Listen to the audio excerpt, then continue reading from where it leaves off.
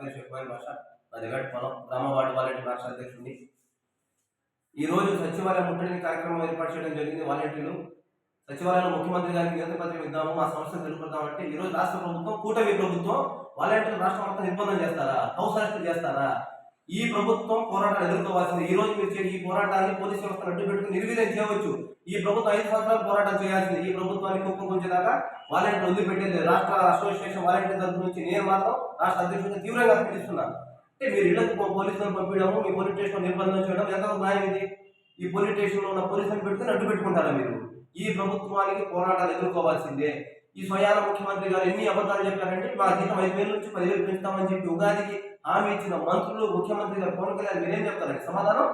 ఈ రోజు మీరు వాలంటీర్లకు 5,000 జీతం బడ్జెట్ లాసా? బడ్జెట్ లేదా?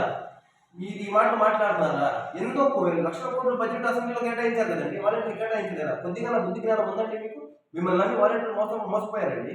ఈ ప్రభుత్వం బకాయి పడ్డ వేతనాలు తక్షణమే విడుదల చేయాలా? వాలంటీర్లని విధుల్లో తీసుకోవాలా?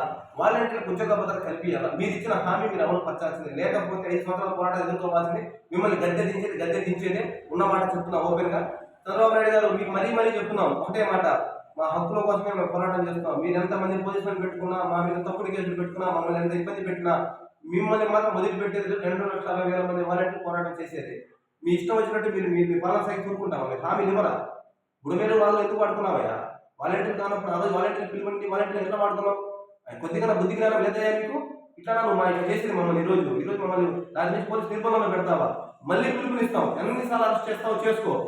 నీ జైలు కొత్తగా కట్టుకో, ఎన్ని జైలు అయినా కట్టుకో.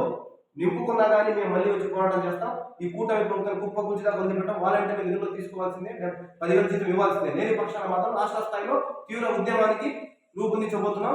పోరాటాలు ఎదుర్కోవడానికి ప్రభుత్వం సిద్ధంగా ఉండాలని చెప్పి తెలియపరుస్తున్నాను.